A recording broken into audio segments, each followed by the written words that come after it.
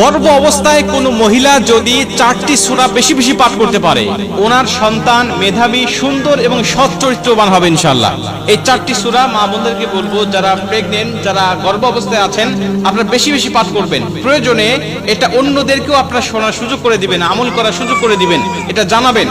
নবীজি সাল্লাল্লাহু আলাইহি ওয়াসাল্লামের হাদিস থেকে আমরা এই সমস্ত ইঙ্গিতগুলো পেয়ে থাকি। বিভিন্ন মুহাদ্দিস রাহিমাহুল্লাহ বর্ণনা করেছেন যে এই 4টি সূরার মধ্যে আল্লাহ রাব্বুল আলামিন কিছু ফজিলত রেখে দিয়েছেন।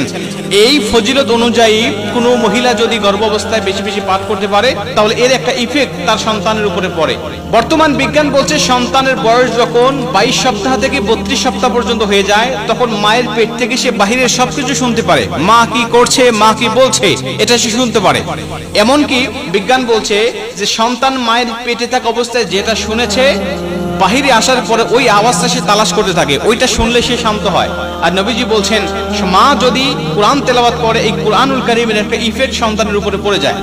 অর্থাৎ এই কোরআনুল কারীম তার উপরে এমন ইফেক্ট ফেলে যে কোরআন অনুযায়ী তার জীবনটা গঠন করা তার জন্য সহজ হয়ে যায়। এই জন্য মুহাদ্দিসরা বলছেন যে এই 4টি সূরা যদি কোনো মা, কোনো মহিলা পাঠ করতে পারে নিয়মিত, তাহলে এর ইফেক্টটা সন্তানের জীবনের উপরে পড়ার কারণে ওই সন্তান মেধাবী হয়, বুদ্ধিমান হয় এবং সৎ চরিত্রবান হয়।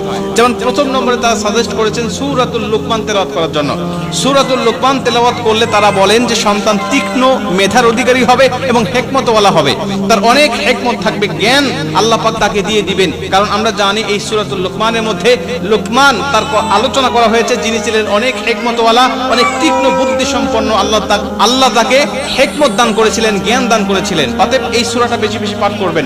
এরপরে সূরাতুল ইউসুফ, অনেক মুহাদ্দিস বলেছেন সূরা ইউসুফ যদি কোনো মা নিয়মিত তেলাওয়াত করতে পারে গর্ভ অবস্থায়, তাহলে তার সন্তান অনেক সুন্দর হবে। যদি